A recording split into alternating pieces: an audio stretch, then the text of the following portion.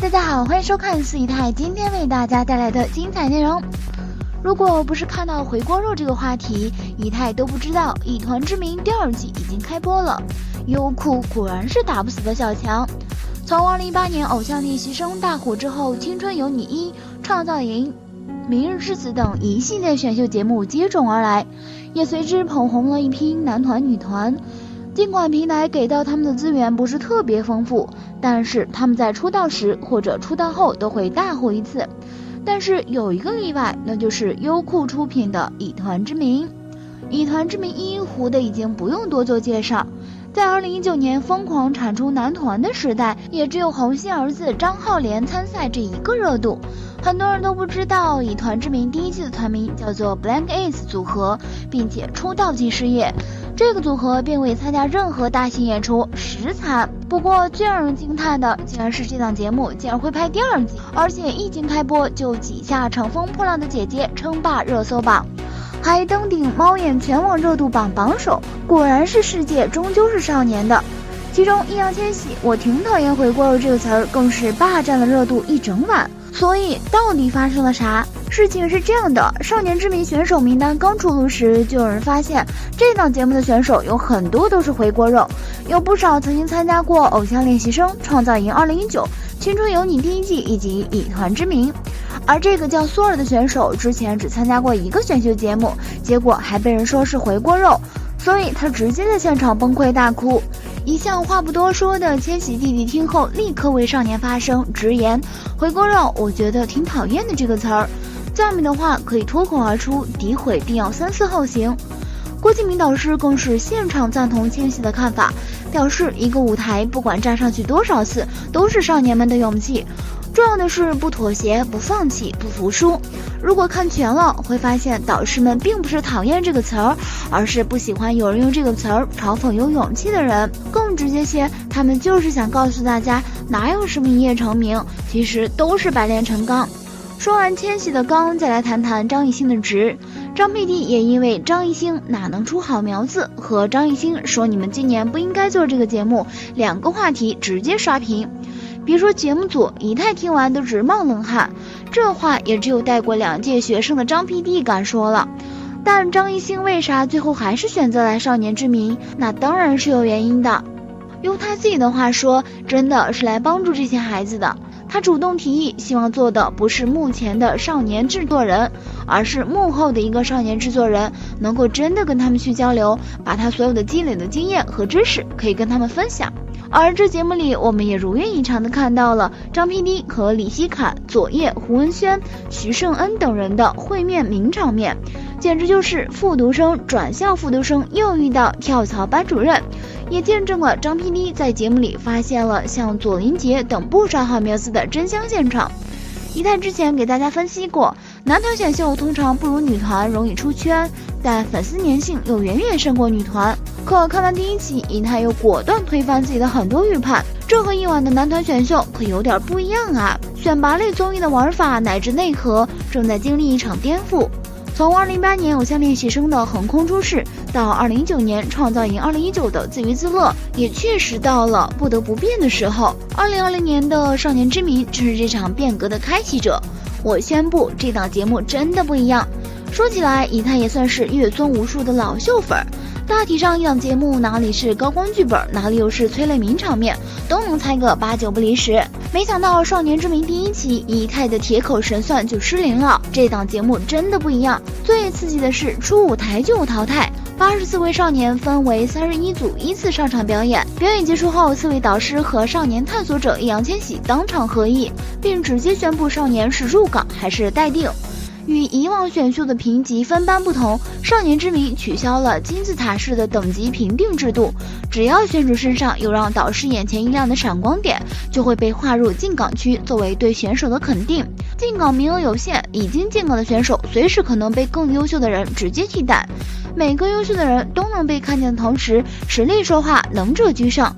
导师本身的设置也与以往节目完全不同，全面、专业、多元。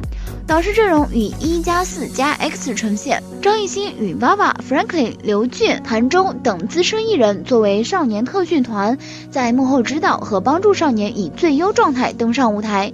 郭敬明、胡彦斌、程潇及韩宇组成的导师团，则与少年探索者易烊千玺一起在台前演授少年们的舞台，并给予意见。从2018年到2020年，男团选秀经历了数档节目，但始终距离大众认可国民男团还欠了一点距离。大众需要什么样的男团？是唱跳业务能力过硬，如韩团那般以刀群舞和全开麦见长，还是个人魅力十足，如日本杰尼斯家族的以情动人？不妨转换思路，跳出男团这个视角来看问题。与国民男团迟迟无法出现形成鲜明对比的是，这几年不少年轻演员通过剧集走入观众心中，成为国民偶像。男团现状之所以不顶演员，或许不是因为业务能力或展现场景之间有高低优劣之分，而是大众通过演员所塑造的角色，引发了某种情感与经历上的共鸣，继而将这种情感投射到演员本身身上。男团亦是如此，观众关注男团不只是为了看炫目的歌舞，而是在选择自己心中的少年。少年之名正好契合了大家心中的这个想法。说到这儿，又绕回了那个老生常谈的问题，今年的少年之名能不能逆天改命？以太觉得还是有一点希望的。今年唯一的男团选秀，除去浪姐，今年的选秀节目有3档，青春有你和创造营都是女团，只有少年之名是男团。从国内爱豆的发展来看，一般是男团及男爱豆比较容易火，因为追星的粉丝女孩偏多。观察过去几年，不管是 Unite、Next 都有很高的人气，不管是各种数据还是粉丝统计，都是男团更加的受追捧，男明星的粉丝上涨幅度更大，数据更耐打。所以在另外2档都是女孩的情况下，今年的少年之名就被寄予了很高的期望。2. 少年之名与偶像练习生有千丝万缕的关系。偶像练习生在18年的火热程度不多阐述，而今年少年之名完全就是想打造一个全新的土偶。张艺兴、陈潇都是当时的原班人马。张艺兴目前在国内综艺导师里面非常吃香，这就是街舞也官宣了他。网上流传一句话，半个娱乐圈都是张艺兴的学生，这也是对他很高度的认可了。有实力的人在哪个节目都站得住脚，有相同的导师，也有相同的练习生。在18年的偶像练习生里，虽然只有9位练习生出道，但是没出道的里面也有很多优秀练习生。